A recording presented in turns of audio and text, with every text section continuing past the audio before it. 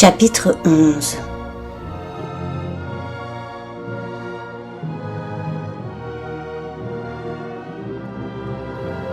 Tante et nièce.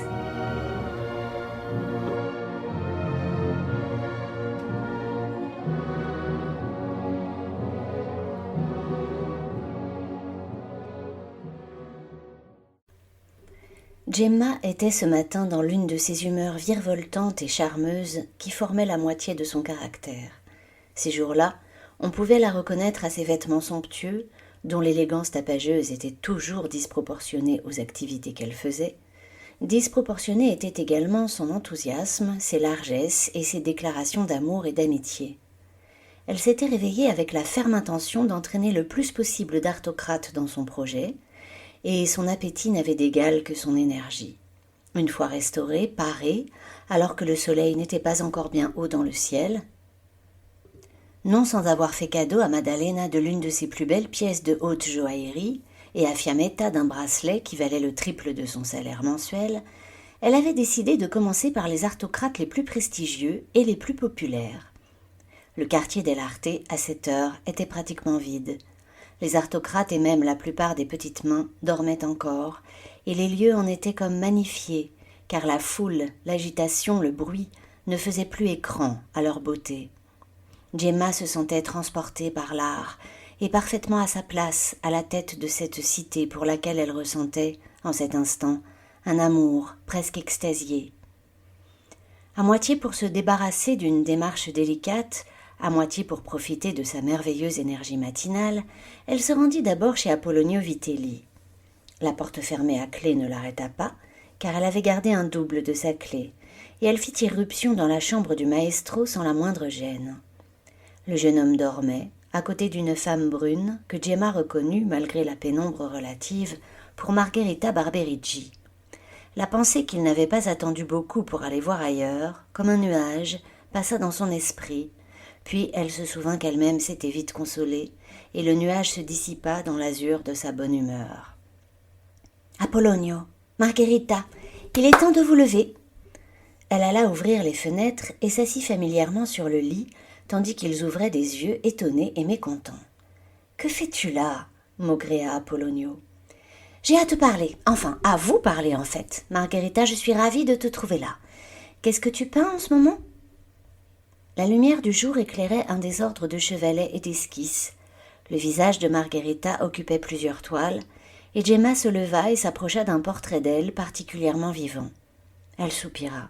« C'est une merveille, dit-elle. Quelle subtilité dans le dessin, quelle souplesse dans les cheveux, et cette expression rêveuse, un peu flottante, c'est magnifique. » Elle se retourna vivement et sourit.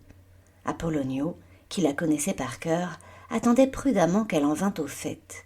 Margherita, parfaitement réveillée, se leva nue, attrapa un peignoir et s'installa sur un siège.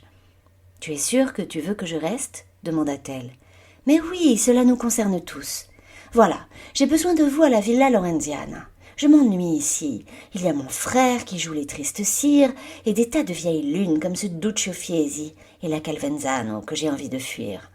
Je viens de perdre mon père, vous ne pouvez pas me refuser ça. Et puis, je vais organiser un festival du Zoccolo, un opéra, et il faudra aussi peindre des fresques dans la villa.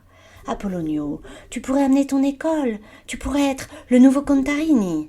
Il paraît qu'il y a un plafond voûté dans la salle principale qui a été apprêté sans être peint. Oh, je vous en prie, je suis sûre que ce sera merveilleux. » La récurrence du mot « merveilleux » dans la bouche de Gemma, Apollonio le savait, était un indicateur très fiable de la quantité d'énergie qu'il fallait pour s'opposer à elle. Il regarda Margherita. « Le nouveau Contarini ?» dit-elle d'un air un peu goguenard. « Est-ce que cela se refuse ?» Apollonio soupira. « Tu mettras à l'honneur mon autoportrait en fin du monde ?»« Où tu voudras, » promit Gemma. « Et aussi l'aube sur la mer, bien sûr, » ajouta-t-elle à destination de Margherita. « Et je pourrais emmener mon chat ?» répondit cette dernière en riant. « Ton chat, ta petite main, tes pigments, ton laboratoire, tout ce que tu voudras. C'est d'accord alors ? Vous viendrez ?» Cette proposition de trêve arrangeait Apollonio, qui avait toujours joui des faveurs du pouvoir et il ne se satisfaisait pas de la disgrâce dans laquelle Gemma l'avait maintenu depuis leur rupture. s'il n'y avait que cela pour assurer la paix. « C'est d'accord, nous illuminerons la Villa Lorenziana de notre art, dit-il d'un ton solennel. Gemma, aux anges, se leva presque en dansant. Il me tarde de l'annoncer aux autres. À bientôt! Et, un moment plus tard, elle avait disparu.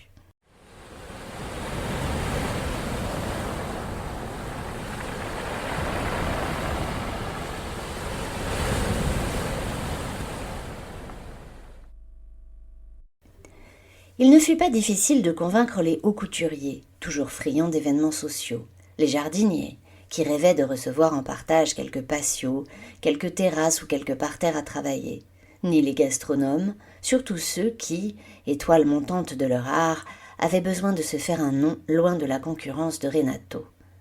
Elle avait convaincu 2 ballets rivaux de celui de la Calvenzano, elle avait débauché Vitelli, qui emportait dans son sillage, en plus de son école, la fine fleur des peintres, elle avait félicité et persuadé Cagliara, sculpteur fameux qui venait de s'illustrer par le buste mortuaire de Ridolfo.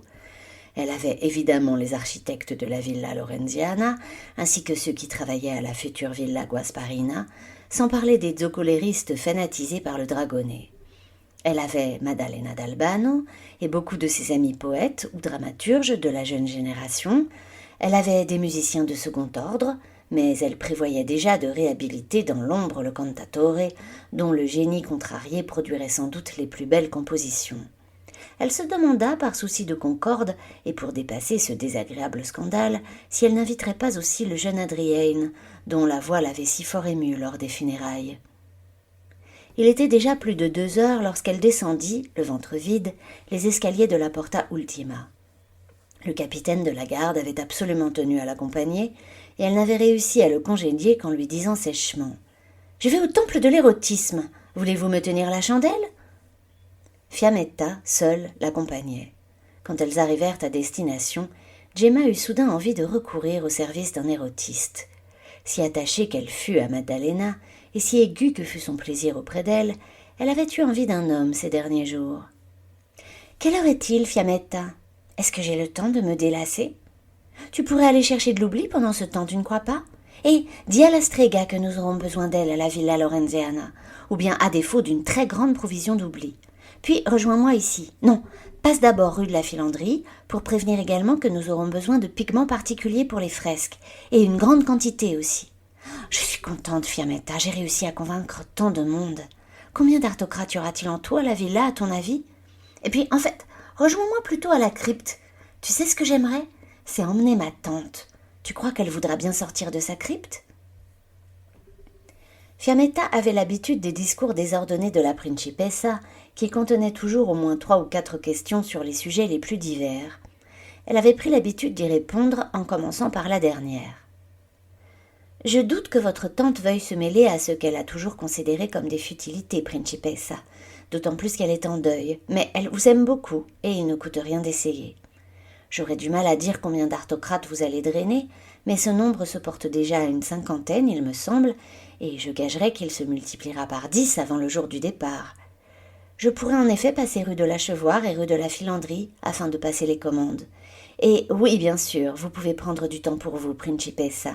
Le zénith est passé depuis 2 heures. » Rassurée, Gemma poussa un soupir d'aise. Le temple des érotistes était entièrement tourné vers l'intériorité. Nulle façade pompeuse, nul fronton orgueilleux n'en affichait l'entrée. C'était une simple double porte, élégante mais ordinaire, que tout le monde connaissait, mais devant laquelle un étranger ou un enfant n'eût rien remarqué de précis. Du moins, était-ce là l'entrée qu'elle avait toujours connue. Elle s'était parfois demandé s'il n'existait pas, à ce labyrinthe intérieur, plusieurs portes d'accès, des orifices secrets, qui permettaient d'obtenir cette discrétion parfaite, cette impression de solitude qui enveloppait chaque expérience. Les érotistes ne vendaient pas véritablement leur corps, mais le donnaient. Ils vivaient, comme tous les artocrates, des prébendes généreuses du palazzo. Aucun érotiste n'était obligé à rien, et les Marsiliens qui requéraient leurs services leur témoignaient le respect dû à des artocrates patiemment formés, qui donnaient à chaque expérience sexuelle un caractère à la fois technique et rituel. La régente venait ici aussi humblement qu'une simple Marsilienne. Bien qu'on la reconnût immédiatement, on la traita avec la même politesse discrète que tout un chacun. Elle ne put s'acquitter de son obole rituel, car elle n'avait jamais rien sur elle, tout pour elle étant gratuit au palazzo, et l'exception que l'on fit pour elle fut la seule concession à sa noblesse. « Après le rituel, dit-elle très naturellement, je souhaiterais m'entretenir avec la grande prêtresse Quirina. »« Bien sûr, lui répondit-on, Prospero vous conduira à elle. » L'érotiste vers lequel on la conduisit était un jeune homme qu'elle avait déjà croisé au palazzo et dans les fêtes du quartier dell'Arte. Il était sophistiqué à l'extrême, habillé par les plus grands hauts couturiers, et ses yeux, légèrement soulignés de noir, brillaient d'une lueur humide. Gemma s'approcha de lui et commença par admirer ses vêtements, à caresser le satin et la soie, les passements en velours, les lanières de cuir poli, les boutons de nacre et d'or, à tripoter les bijoux qui pendaient des oreilles et sommeillaient sur la poitrine. Prospero, comme s'il devinait ses pensées, ou plus exactement comme s'il avait entendu le murmure de ses désirs, se prêta alors à un déshabillage lent et savant qui ne les laissa jamais complètement nus et qui ne s'arrêta que lorsque Gemma ne put plus se contenir.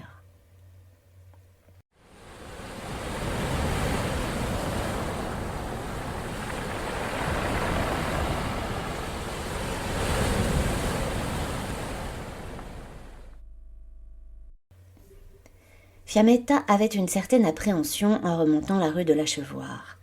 Des rumeurs en effet circulaient depuis la veille sur la fermeture de la boutique de Santa, et Fiammetta avait, en prévision d'une crise qu'elle souhaitait par-dessus tout éviter, racheté à d'autres petites mains une assez grande provision d'oubli.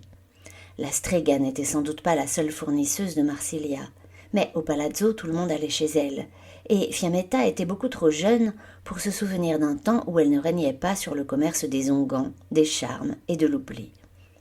Quand elle vit la porte fermée à double tour, et quand elle aperçut par les vitres le désordre du magasin, elle s'inquiéta.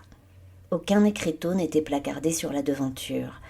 La Strega pouvait avoir déménagé, pris la mer, elle pouvait être morte ou malade, elle pouvait s'être retirée à la campagne, sa fille n'était même plus là, et il n'y avait pas devant cette stupide porte le moindre début d'explication pour apaiser l'angoisse inévitable de sa maîtresse. Fiammetta était contente que Gemma fût allée chez les érotistes. Cela au moins ferait un peu retomber la tension qui les menait tambour battant depuis le matin, d'artocrate en artocrate et de promesse en promesse. Jamais Fiammetta n'avait entendu Gemma distribuer autant de commandes, promis autant de gloire, ni dépensé autant d'énergie. Les hauts couturiers s'étaient vus confier les costumes de l'opéra, les jardiniers, les jardins intérieurs de la villa, les musiciens, chacun la première place à l'orchestre, les sculpteurs, la décoration intérieure de l'ensemble de la villa. Fiammetta était à peu près sûre que Gemma avait fait autant de promesses en l'air qu'elle avait dépensé de ducats qu'elle n'avait pas. Mais cette matinée avait suffi à faire d'elle le centre d'un tourbillon artistique étourdissant, auquel allaient inéluctablement s'agréger tous les artocrates courtisans, curieux, en manque d'inspiration ou esselés, c'est-à-dire les trois quarts d'entre eux. Cette équation ramenait malheureusement Fiammetta, consternée, au problème de l'oubli. Il faudrait impérativement qu'elle en parlât au consigliere avant d'annoncer cette catastrophe à la régente. Cette pensée la rasséréna un peu, et elle se dirigea vivement vers la rue de la Filandrie. Le marchand de pigments fit valoir des difficultés d'approvisionnement, des délais à respecter, des problèmes d'acheminement, mais Fiammetta le connaissait, car c'était un cousin de son père, et elle savait que tous ces arguments étaient uniquement destinés à faire monter les prix. « Ne vous inquiétez pas, signore, l'argent va couler à flot, dit-elle. Je suis sûre que vous ferez d'excellentes affaires. »« Tu es mignonne, Fiammetta, et je te crois. Mais dis-moi, comment vont tes parents ?»« Je ne les vois pas beaucoup, car la régente occupe tout mon temps. Mais embrassez-les pour moi, si vous les voyez. »« La régente est-elle bonne pour toi ?»« Oui, signore, elle m'adore et ne peut pas se passer de moi. Regardez ce qu'elle m'a offert ce matin. » Elle tendit son poignet orné d'un bracelet ouvragé qui étincelait de 1000 couleurs dans la dentelle de sa manche. « On dit qu'elle pique des colères farouches. »« C'est une Albarregno, » dit la jeune fille en souriant, comme si cela suffisait à clore la discussion. « Mais elle ne se met jamais en colère contre moi. »« Alors va la rassurer, et dis-lui que ses pigments seront prêts tant que les ducats le sont aussi. » En sortant, Fiammetta entendit la cloche du temple des érotistes sonner la 3e heure de l'après-midi et décida de se diriger vers le palazzo. La dernière fois qu'elle était allée voir la dottoressa, c'était le soir des funérailles, et la vieille dame lui avait fait un accueil dont elle se souvenait encore. Chemin faisant, tandis qu'elle ne pouvait s'empêcher de rouler dans sa tête le problème de l'oubli, elle se rappela que Rigarda Albareno était physicienne, qu'elle savait les mystères de la chimie et des drogues, et qu'elle était peut-être, dans le palazzo, la personne la plus à même de fabriquer de l'oubli.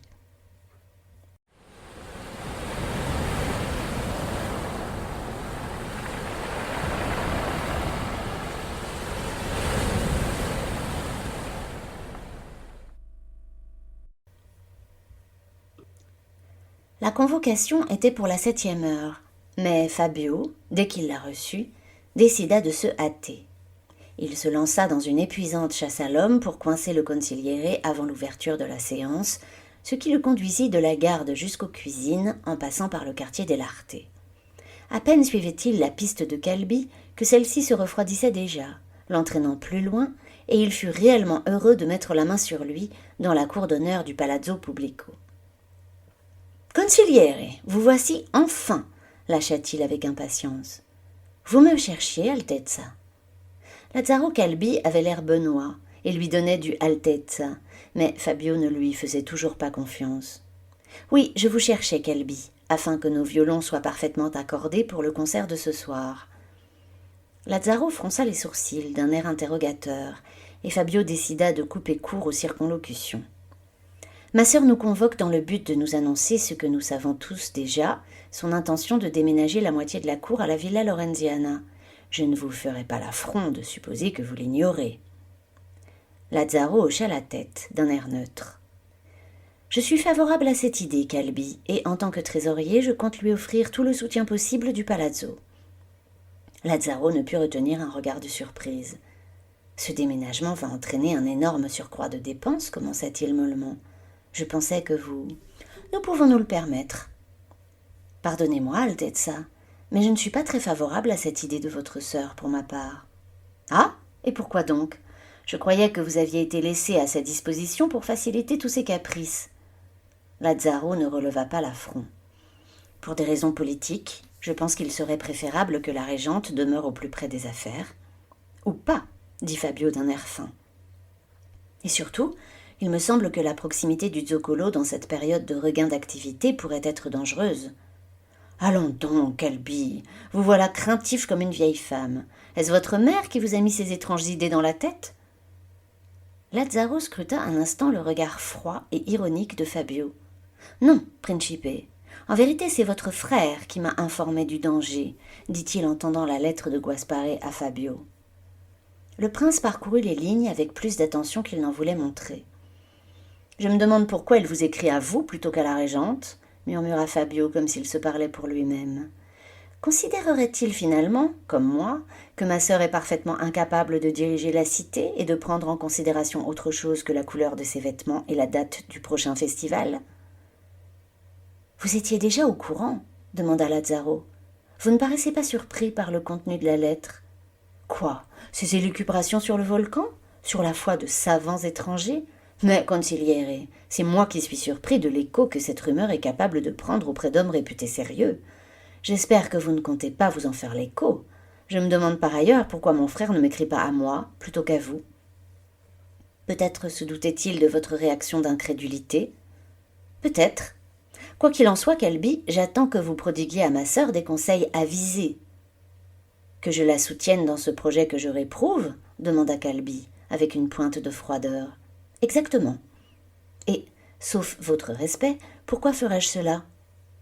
Pour me prouver votre bonne volonté, Calbi, votre engagement auprès de notre projet commun de réforme, votre loyauté, et également parce que si vous ne le faites pas, je serai obligé de me défier de vous.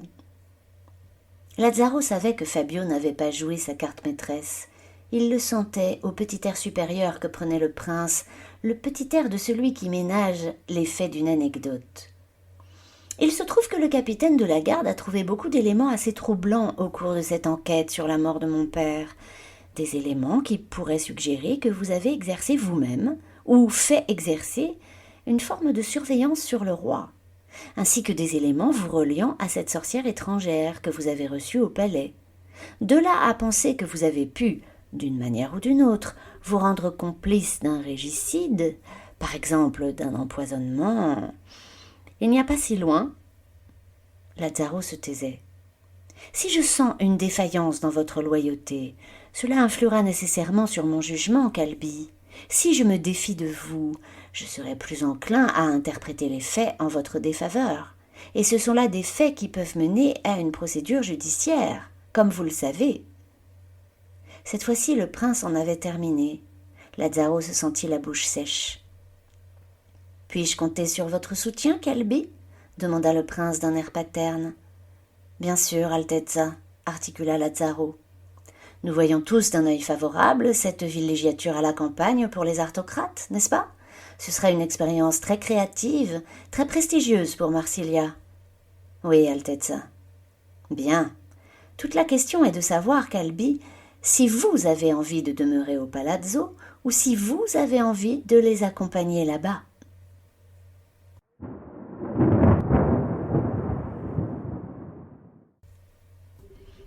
Gemma arriva en retard à la réunion qu'elle avait elle-même convoquée en urgence, laissant Fabio et le consigliere échanger des sourires de façade, des petits fours de chez Renato et des silences lourds de sous-entendus pendant un temps qui leur sembla interminable. Elle arriva enfin, cependant, flanquée de sa sempiternelle petite main et de Maddalena d'Albano. Les deux hommes les entendirent rire et bavarder dans les galeries, un long moment avant de les voir. Gemma était dans un jour radieux, ce qui rassura Fabio et inquiéta Lazzaro, car si cette humeur n'était pas porteuse de conflits, elle était en revanche souvent porteuse de multiples complications. « Ah, vous êtes déjà là. C'est parfait. Quelle journée, mes amis. Avant de commencer, je dois dire que je suis très inquiète pour notre tante. »« Que lui arrive-t-il » demanda Fabio. « Mais elle me semble tout à fait hors de son état normal. Elle ne cesse de parler d'expiation et d'éruptions volcaniques. Je l'ai trouvée à la fois très abattue et très agitée. Il me semble que nous ne devrions pas la laisser seule dans cette crypte. »« Elle refuse de se mêler à la cour, » fit observer Fabio. « C'est probablement le coup du deuil, » ajouta Lazzaro prudemment. À ces mots, Fabio et Gemma, sans se rendre compte de la similitude de leurs réactions, se redressèrent légèrement et composèrent sur leur visage un air grave qu'ils n'avaient pas l'instant d'avant. Ridolfo, en vérité, ne leur manquait ni à l'un ni à l'autre dans leur vie quotidienne, et qu'il fût enfermé dans sa chambre comme il l'avait été pendant 15 ans, ou au fond de l'abysse, ne changeait pas grand-chose à leur existence concrète. Sitôt les obsèques passées, il leur avait fallu un effort pour se souvenir qu'ils étaient en deuil. « Oui, bien sûr. Mais ce n'est pas là ce dont je voulais vous entretenir. Je m'attends à des récriminations, des admonestations, des arguments contraires, mais je vous préviens, j'ai une énergie folle à dépenser pour défendre mon projet, et j'ai déjà convaincu la moitié du quartier dell'Arte de me suivre. »« De te suivre où ?» demanda poliment Fabio. « À la Villa Lorenziana, » déclara-t-elle d'un ton théâtral. Évidemment, la régente ne se doutait pas que sa proposition avait déjà été annoncée, débattue et acceptée par les deux hommes contre lesquels elle imaginait devoir croiser le fer. Ce détail cependant n'échappa pas à Maddalena. « Que veux-tu faire là-bas » demanda Fabio d'un air condescendant. « Je veux qu'une partie de la cour y réside pendant quelques semaines, voire quelques mois, organiser un festival du Zoccolo, procéder à de nouvelles collaborations artistiques, bref, tout ce qui te passionne, mon cher frère. »« Je vois, » dit Fabio. « Est-ce pour cela que votre tante a parlé d'éruption volcanique » demanda Lazzaro. « Lui avez-vous fait part de ce projet ?»« Oui, » dit Gemma. « En fait, j'aimerais beaucoup l'emmener avec moi. Cette crypte est insalubre, la mort y traîne. Je veux l'emmener au soleil, à l'air frais de la montagne. »« Elle s'y est refusée ?» demanda Lazzaro. « Non, » dit Gemma. « C'est cela qui m'a quelque peu troublée. Elle semblait même très exaltée à l'idée de cette expiation. Il semble qu'elle considère ce déplacement comme une sorte de pénitence. »« De pénitence ?» releva Fabio. « Mais de quel crime ma tante s'est-elle donc rendue coupable ?» Tout en parlant, il fixa ses yeux inquisiteurs sur Lazzaro, qui se sentit rougir et s'essuya le front avec son mouchoir. « Allez-vous essayer de me dissuader ?» reprit Gemma. « Pas pour ma part, » déclara Fabio. « Je pense qu'une séparation géographique de nos sphères d'influence nous fera le plus grand bien à tous les deux. Et pour l'argent ? Je veillerai à ce qu'il y ait de quoi vous payer un train de vie correct, mais il ne faudra pas gaspiller à tout va. » Gemma ne put s'empêcher d'éclater de rire. « Ah, c'est merveilleux, dit-elle. Je n'osais pas y croire. L'adversité viendrait-elle de ce côté-ci ?» demanda-t-elle en se tournant du côté de Lazzaro. Le consigliere hésita. « Je n'ai certes ni l'intention, ni le pouvoir, ni la prétention de m'ériger contre la volonté de 2 Albaregno réunis, dit-il. Cependant... »« Ah, voilà le cependant, dit Gemma en souriant d'un air mutin. Cependant, certaines personnes prétendent que les environs du volcan pourraient être dangereux, dit-il. Fabio lui lança un regard noir que Lazzaro ignora. Des fumées toxiques ont provoqué la mort de dizaines d'animaux, et vous savez qu'un peintre est mort en essayant de s'approcher du dragone. Il faudra être très prudent. Si cela peut vous rassurer, je n'ai pas l'intention de faire un grand autodafé d'artocrate, consigliere. La lettre de Guaspare dans la poche de Lazzaro pesait d'un poids infini. Promettez-moi à tout le moins de rentrer si le zoccolo donne de nouveaux signes d'activité. Gemma avait encore les mains pleines de promesses à distribuer, et celle-ci ne lui coûta pas plus que les autres. Je vous le promets, Lazzaro, je sais que c'est ce que souhaiterait maman, et je vous remercie infiniment tous les deux. Tandis qu'elle se levait pour prendre congé, Fiammetta la laissa prendre les devants avec Maddalena pour s'approcher de Lazzaro.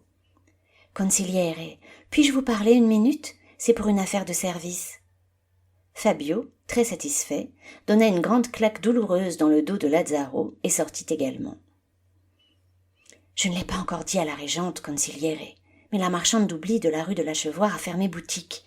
Nous serons bientôt à court. » Lazzaro soupira. « Oui, je sais. Je suis en train de chercher quelqu'un pour parer au plus urgent. » La petite main fit une courte révérence et rejoignit sa maîtresse en courant, et Lazzaro se retrouva seul. La lumière avait presque entièrement disparu à l'horizon, et il ne restait dans le ciel tendre et scintillant qu'une seule balafre de rouge qui prenait racine dans la nuit du volcan et traçait son sillon incandescent jusqu'à la mer. La forme du zoccolo, comme un colosse immobile, était presque entièrement dissimulée par l'obscurité, mais il semblait à Lazzaro qu'elle pesait, comme la lettre de Guaspare, d'un poids surnaturel.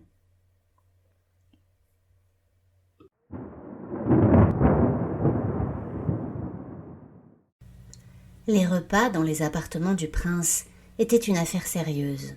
Fabio et Nicolina considéraient que l'essentiel de l'éducation se jouait là, et avaient transformé la table en un laboratoire quotidien où les enfants étaient invités à modérer leurs appétits, à céder les meilleures parts à ceux qui étaient mieux placés qu'eux dans la hiérarchie, à ravaler leurs dégoûts, à tenir leur langue et à contenir, jusqu'à l'étouffement, l'éventuel plaisir qu'ils auraient à manger. La chair, pourtant, était des plus fines, et ce plaisir eût pu être grand. Mais, pour Lucrezia, chaque repas était une torture. Se tenir droite, mastiquer sans presque faire de mouvement de bouche, jugé inconvenant par son père, utiliser à bon escient les différents couverts, disposer de ses bras poliment lorsqu'elle était en position d'attente, avaient été les gageures de sa petite enfance. Maintenant qu'elle était capable de contenir son corps, c'était son esprit et sa langue qui étaient sans cesse redressés, corrigés et brimés. En tant qu'enfant, elle devait garder le silence lorsque les sujets abordés par ses parents ne la concernaient pas. Cependant, le silence qu'on exigeait d'elle n'était pas une simple absence de parole, mais une participation attentive et muette.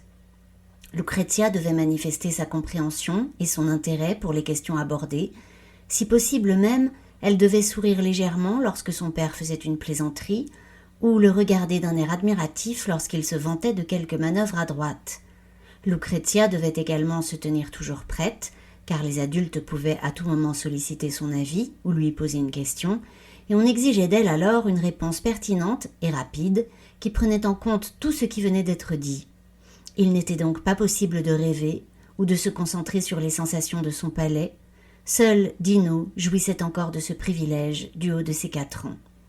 En tant que fille, elle avait de surcroît 2 tâches supplémentaires. Elle devait veiller à la bonne tenue de Dino, et c'était elle qui se faisait gronder lorsque l'enfant commettait une maladresse ou faisait un bruit incongru. Elle devait également céder le pas à Puccio, qui était davantage sollicité dans les conversations et dont elle se devait d'admirer muettement, mais dans une moindre mesure que son père, les phrases les plus stupides ou les plus convenues. Elle devait également le voir s'emparer systématiquement des meilleurs morceaux, et, plus perversement, non pas des meilleurs morceaux dans l'absolu, mais de ceux qu'elle préférait elle, sans jamais protester. Les repas n'étaient pas seulement un entraînement corporel strict, qui façonnait les manières, c'était avant tout l'apprentissage quotidien, infiniment réitéré, de la soumission à l'ordre social, que celui-ci fût juste ou pas, et Lucrezia était payée pour savoir qu'il ne l'était pas. Ce qui lui avait rendu cet exercice encore plus odieux avait été la prise de conscience que ces règles ne s'appliquaient quasiment nulle part ailleurs que chez son père. Invitée depuis ses 10 ans à de nombreuses réceptions protocolaires, elle avait vu, partout, des enfants d'aristocrates élevés dans une licence presque totale, entraînés à produire des bons mots, que tout le monde applaudissait sans même paraître en remarquer l'insolence. Elle avait vu sa tante Gemma clouer le bec à Fabio et se moquer de ses colères. Au début, elle avait naturellement partagé l'indignation familiale pour ses manières débridées, puis elle les avait admirées avec passion. Gemma était son idole secrète, la femme qu'elle rêvait de devenir. Il lui semblait presque impossible que son père et sa tante fussent issus de la même matrice. Dans les repas de famille, l'enfant avait vite compris que Lorenza, Guaspare et Gemma partageaient une libéralité, une souplesse d'esprit et de langage, une liberté de ton qui constituait le véritable esprit des Albarreño et le modèle de l'aristocratie. C'était son père qui se démarquait de cet ordre social par son étroitesse de vue et sa rigidité. Cette prise de conscience avait provoqué en elle un séisme profond. Elle se fût peut-être résignée dans un ordre social général, sans exemple autour d'elle d'une autre vie possible, mais être engoncée dans des robes empesées, gronder au moindre ruban froissé, quand les autres fillettes se pavanaient débraillées dans des costumes adorables et extravagants, qu'elles tachaient de confiture et de peinture sans jamais le moindre reproche, lui était devenu insupportable. Et ce qui lui coûtait le plus, à table, était aujourd'hui de ne jamais pouvoir exprimer son jugement. Sa mère disait rarement des choses intelligentes. Son frère Puccio n'était qu'un petit perroquet vantard qui imitait son père. Quant à son père, il avait le don d'avoir toujours, en tout, un avis qui contrariait Lucrezia. C'était une chose étrange en vérité. Même lorsqu'il s'agissait de musique, de gastronomie ou de la façon d'installer un nouveau meuble, c'est-à-dire même pour des sujets politiquement et moralement neutres, il trouvait le moyen d'exprimer un jugement qui exaspérait sa fille. Elle ne se sentait en accord avec lui sur rien et sur personne. Lucrezia adorait Dino, qui fatiguait son père. Lucrezia détestait Puccio, que son père prenait sans cesse en exemple. Lucrezia aimait sa mère, que son père rabaissait sans cesse. Et les seuls moments où son père valorisait son épouse, quand elle abondait dans son sens ou quand il la comparait à Gemma, étaient les seuls moments où Lucrezia la jugeait impitoyablement comme une complice de son propre malheur.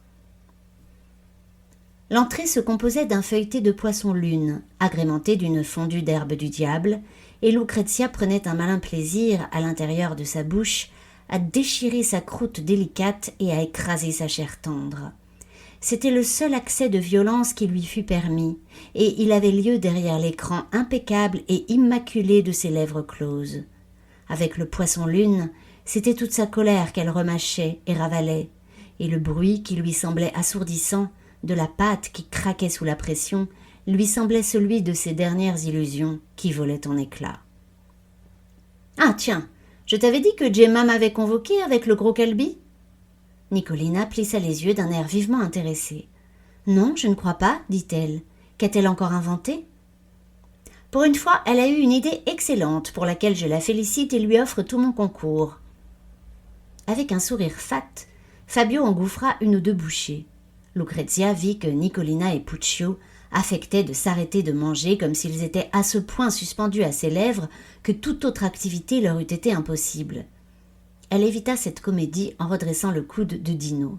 « Va-t-elle enfin se marier ?» demanda Nicolina. Fabio éclata de rire. « Puccio, veux-tu un peu de vin ?» Cette proposition n'était faite à Puccio que les jours de fête, et l'enfant eut un air de gratitude obséquieuse qui donna la nausée à Lucrezia. « Non, hélas, je crains que ces comportements indécents n'aient fait fuir pour de bon tous ses prétendants. Mais c'est encore mieux que cela. Elle a décidé de s'installer avec une bonne partie de la cour à la Villa Lorenziana, continua Fabio en se servant une rasade de vin. Mais, balbutia Nicolina, mais que va-t-elle faire à la campagne alors que ta mère vient juste de lui confier la régence? N'est-ce pas un peu irresponsable? Fabio adorait jouer avec Nicolina, devant les enfants, la comédie d'un dialogue maïeutique. Il commençait par prononcer des phrases paradoxales ou sibyllines, puis il laissait s'exprimer la naïveté et la curiosité de Nicolina, qui excellait particulièrement dans ce rôle, puis, grâce à la réplique qu'elle lui donnait, il dévoilait petit à petit l'ensemble de son discours. « Si, dit-il, totalement. Mais, Nicolina, cela te surprend-il ?»« Non, dit-elle. »« Puccio, cela te surprend-il ?»« Non, père, ma tante n'a pas le sens de l'État. »« Bien dit, Puccio. »« Lucrezia, cela te surprend-il ?» Lucrezia, qui avait la bouche pleine, hocha la tête négativement. « Et je vous le demande, en l'absence de la régente, tandis qu'elle babille et batifole sur le volcan, qui va pouvoir s'occuper des affaires de la cité ?» Nicolina avait enfin compris. « Elle te laissera les coudées franches ?» demanda-t-elle. « Mais oui, elle ne demande que ça. Tout ce qu'elle veut, c'est s'occuper de l'art. Et veux-tu que je te dise? Je lui laisse l'art, bien volontiers. » Nicolina semblait ravie. « Lucrezia, peut-on savoir quelle mouche te pique ?» demanda sévèrement son père. « Mais c'est vrai, ma chérie, tu es toute pâle, dit Nicolina. Que se passe-t-il » Lucrezia, qui s'était sentie défaillir quand elle avait entendu « sur le volcan », avait eu le temps de se reprendre. « Je crois que j'ai avalé une arête, père. Je vous demande pardon. » Fabio, qui aimait par-dessus tout se plaindre du personnel, renvoyer des petites mains et terroriser les marmitons, promit de faire un scandale le lendemain à la première heure. En attendant, il hurla sur la petite main pour qu'elle débarrassât l'entrée séance tenante et apportât le plat suivant. « Ainsi nous serons débarrassés de votre tante et de la plupart de ces paresseux d'artocrates. Le palazzo va retrouver un peu de calme. Enfin! Les enfants, qu'en dites-vous? Le palazzo ne sera-t-il pas plus calme sans cette bande de débauchés ?»« Vont-ils partir très loin, père ?» demanda Puccio. « Encore assez. »« Où se trouve exactement la Villa Lorenziana ?» demanda Lucrezia. « Enfin, Lucrezia, tu ne sais pas cela? La Villa Lorenziana est sur les contreforts du Zoccolo, au bout de la Via Serpentina. » Nicolina fit involontairement le signe de la mer. « N'est-ce pas un peu dangereux par là-bas ?» demanda-t-elle. « Ah, dit-il avec humeur, tu ne vas pas toi aussi nous empoisonner avec ces contes de bonne femme, pas dans ma maison. »« Non, bien sûr, je posais juste la question. »« Eh bien, je te réponds, Nicolina. Il n'y a pas d'autre danger là-bas que de s'abrutir de vin et d'oubli, de se vautrer dans la luxure et de dépenser les ducats de la cité. Ce qui me semble un danger déjà bien assez grand. » Lucrezia avait tous les sens en alerte, exactement comme lorsqu'elle était cachée dans un recoin et qu'elle risquait de se faire prendre si elle respirait trop fort. « Comment ma tante peut-elle être aussi bête ?» dit-elle. « Pourquoi aller s'enterrer à la campagne alors qu'elle a tout ce qu'il lui faut au palazzo?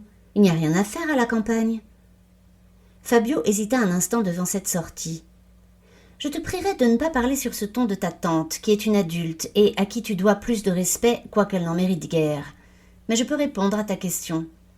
Ils vont tous partir pour créer. » Ce mot avait été lancé comme un crachat et prononcé avec un tel mépris qu'il suscita l'éclat de rire général. « Créer !» répéta Puccio, en s'étouffant presque de rire. « Créer !» répéta Nicolina, en roulant des yeux indignés. « Créer !» répéta le petit Dino, sans comprendre ce qu'il disait, parce que les deux syllabes semblaient posséder une vertu hilarante particulière. Lucrezia, gagnée par une nervosité presque incompressible, se mit à trembler et à pleurer. Lorsque son père le remarqua, il leva la main, et les enfants et Nicolina, comme un seul homme, s'arrêtèrent. « Décidément, Lucrezia, ton comportement est inexplicable. » Lucrezia essuya ses larmes et composa un sourire timide. « Je vous demande pardon, père, vous m'avez fait rire aux larmes. » Fabio la toisa. « Tu es trop nerveuse, Lucrezia, et tu as trop peu de contrôle sur toi-même. Une dame ne se laisse pas aller à de telles crises d'hilarité.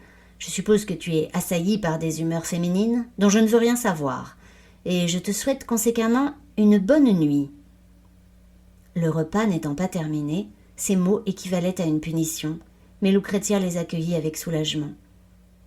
Vous avez raison, père, je suis trop nerveuse. Le silence et l'obscurité me feront du bien. Je vous souhaite une bonne nuit. » Nicolina la regarda d'un air désolé et caressa sa robe au passage.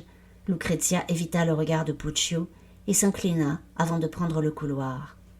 « Est-ce que toutes les filles ont leurs humeurs, comme Lucrezia et tante Gemma ?» demanda la petite voix servile de Puccio.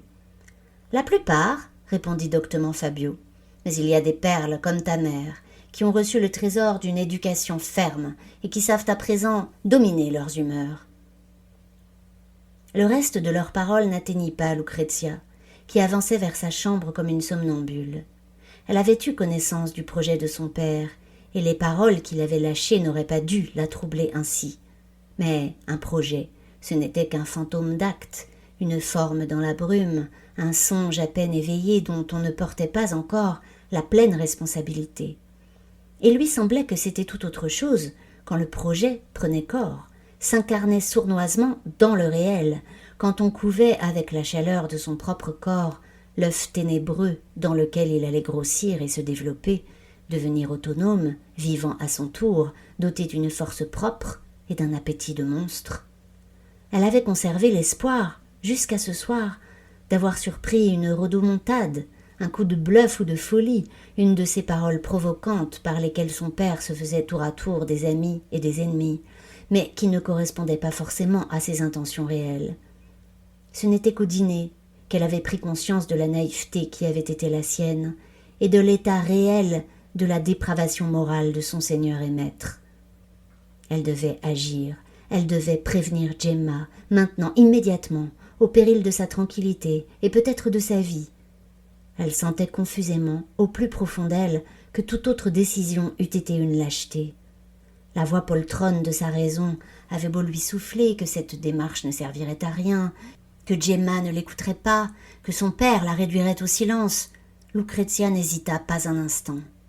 Elle se vêtit d'un justaucorps noir, qui lui servait d'ordinaire de fond de robe, prit le passe-partout dans une poche et se coucha, l'oreille aux aguets. Quand tout le monde fut couché, que toutes les lumières furent éteintes, elle attendit encore longtemps que le sommeil fût descendu dans les appartements obscurs. Puis, ombre parmi les ombres, elle se faufila dans le corridor désert jusqu'à une fenêtre de service qui donnait sur une galerie en contrebas.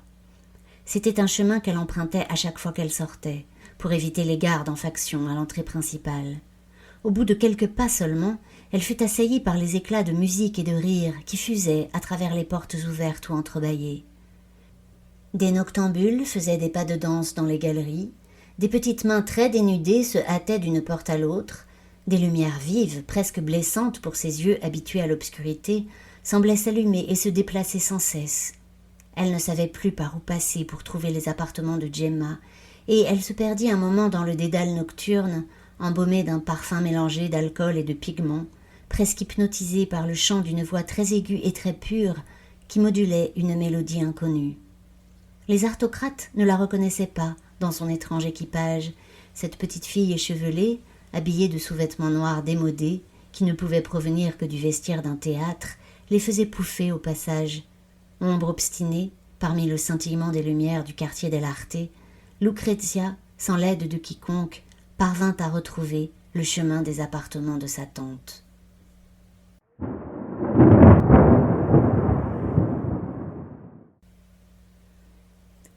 Gemma avait improvisé une fête ce soir-là pour célébrer le départ prochain. On fit à peine attention à Lucrezia quand elle se présenta, et il fallut que la petite main de Gemma la dévisageât et lui demanda de confirmer son identité pour que sa présence fût enfin rapportée à sa tante. Gemma trônait au milieu de ses favoris du moment, vêtue d'un improbable déshabillé bleu nuit piqueté de diamants. « Lucrezia, tu es sûre? Seule ?»« Tout à fait sûre, dit Fiammetta. Elle semble un peu effrayée. »« Pauvre petite, elle n'a jamais dû voir une telle réunion de débauchés, » s'amusa Gemma. Lucrezia la fixait, de loin, avec intensité. Gemma se leva et s'avança pour l'accueillir, et Lucrezia fut impressionnée par sa beauté. Le déshabillait, voilait et montrait en même temps son corps, dont les lignes semblaient accusées par la lumière violemment contrastée des candélabres. Les pendeloques des lustres semblaient se refléter sur les diamants de son voile, si bien qu'elle paraissait évoluer dans un jaillissement d'astres. Lucrezia, ma chérie, que fais-tu ici à une heure pareille ?» L'enfant sentit vivement, au silence anormal qui venait de se faire, à quel point son allure générale, si noire, devait déparer dans ce chatoiement de couleurs. « Pourrais-je vous parler en tête-à-tête, ma tante ?» Gemma la prit par l'épaule et l'emmena vers sa chambre. Lucrezia entendit les murmures et les rires, sentit les regards qui la suivaient dans leur retraite. Mais elle se moquait de tout cela. Ce qu'elle voyait, au-delà de ces silhouettes gracieuses, au-delà des bruits et des lumières qui dansaient, c'était la condamnation à mort qui pesait sur toute leur tête. Ces aristocrates n'étaient que des morts en sursis. Les beaux cheveux de cette dame, le torse velouté de ce joli monsieur à l'air insolent, les ongles recouverts d'or de cette jeune fille presque nue, tout serait carbonisé, tout serait fondu au noir. Les stridences cadencées des viols se résoudraient en hurlements, le pas des danseurs s'allongerait en une course affolée, hagarde, désespérée, pour un souffle d'air qui ne se trouverait nulle part. Le scintillement des diamants se murait en étincelles de soufre, en gerbes de lave. La nuit rouge et noire, la nuit visqueuse et liquide, le ciel de poudre ardente, prendrait leur corps par la force, emplirait leurs orifices, les tordrait dans des spasmes affreux. « Gemma, il faut que vous m'écoutiez, je vous en conjure. » Gemma avait un sourire bienveillant, dans lequel Lucrezia reconnut la mollesse et la langueur du vin. « J'ai assisté, sans qu'il le sache, à une réunion de mon père avec de grands personnages de Marsilia. Il leur a révélé ce que lui a appris un mémoire écrit par des savants étrangers, un document scientifique qui explique sans le moindre doute possible que le Zoccolo va entrer en éruption dans les semaines ou les mois qui viennent. Ce sera une éruption majeure. J'ai entendu le mot « dévastatrice ». Je sais que mon père y croit, et les hommes importants qui étaient avec lui y croyaient aussi. Gemma l'écoutait avec un air de gravité, qui eût pu passer aussi pour un air d'ennui ou de distraction. « Pourquoi viens-tu me raconter cela ?»« Il vous a soutenu, n'est-ce pas, dans votre projet de vous installer là-bas, tout près de la gueule du Zoccolo ?»« Oui, » admit Gemma. « Cela ne vous a pas semblé bizarre ?»« Eh bien, je me suis dit qu'il voulait se débarrasser de moi, » dit Gemma. « Ton père, tu sais, ne m'aime pas beaucoup. » « Je le sais parfaitement. C'est plutôt vous qui ne devinez pas à quel point il vous déteste, à quel point il souhaite se débarrasser de vous, comme vous dites. Il vous envoie à la mort. » Gemma resta un moment interdite, puis éclata de rire. « Tu exagères, » dit Gemma. « Je suppose que Fabio ne doit pas être un père très facile, mais... »« Vous ne comprenez pas, ma tante. Il sait que le volcan va tout détruire sur son passage. J'ai vu les cartes sur le mémoire. Il n'y a aucun espoir que la villa Lorenziana en réchappe. Elle sera rasée, rayée de la carte, soufflée par une explosion, ou engloutie sous un torrent de lave, ou recouverte de cendres. Il n'y aura plus ni jardin, ni fresque, ni bouteille de vin, ni musique, ni rendez-vous amoureux, Gemma. Il y aura un gigantesque cimetière, où vous serez tous brûlés vivants. » La voix de la petite fille avait enflé, et elle se rendit compte à la fin de sa tirade que tout le monde dans la pièce d'à côté s'était tu pour l'écouter. Il y eut un moment de suspension, où Lucrezia se prit à espérer. La grande roue de la fortune était en train de tourner et pouvait s'arrêter sur l'une ou l'autre case du destin, le salut ou l'enfer, et le cœur de la petite fille suspendait ses battements. « Quelle éloquence, ma petite Lucrezia! Quel verbe! Tu as réussi à suspendre tout un public d'aristocrates à tes lèvres. Et quelle imagination! Tu es la digne héritière de ton grand-père, ma chérie. Il faut absolument que tu étudies les arts. » Lucrezia, bouche bée, incrédule, regardait sa tante. À l'extérieur de la pièce, les murmures recommençaient, comme après le final d'une représentation. Son discours avait provoqué dans l'air une tension, mais cette tension venait indubitablement de retomber, comme une balle lancée vers la lune et qui finit, à l'apogée de sa parabole, par obéir à nouveau aux lois immuables de la gravité. L'enfant comprit tout, dans la fulgurance d'un éclair déchirant. Les aristocrates avaient entendu distinctement la vérité, qui leur avait parlé par sa voix. La vérité s'était frayé un chemin toute noire au milieu de leur fête, et ils s'étaient tus pour l'écouter. Et puis, dans un mouvement inattendu, inexplicable, scandaleux, contre nature, dans un mouvement général qui prenait racine dans l'intimité de chacun, mais aussi dans la force d'inertie du groupe, ils avaient détourné la tête. Ils l'avaient entendue, mais ne voulaient pas la croire. et tous les arguments du monde, à cet instant, n'eussent servi à rien. « Gemma, vous les entraînez tous vers la mort !» ajouta Lucrezia sur le ton d'un ultime avertissement. « Comme tu es angoissée, ma pauvre petite, et dans quel état t'es-tu mise? Tes parents savent-ils que tu es là? Veux-tu que je te raccompagne ?» Lucrezia jeta un œil éperdu autour d'elle, dans l'espoir de croiser un visage grave, un regard de compréhension, mais tous ces morts en sursis s'agitaient exactement comme à son arrivée. Dans leurs fanfreluches, leurs plumes et leurs bijoux, ils étaient des squelettes costumés pour une danse macabre. Alors, abasourdi par sa propre impuissance, par la force incoercible de cette légèreté collective, l'enfant se sauva, et l'on vit sa petite silhouette noire, vive et furtive comme celle d'un chat, traverser l'espace en sens inverse pour prendre la fuite. Gemma resta songeuse un bref instant, puis commanda aux petites mains de remplir à nouveau tous les verres.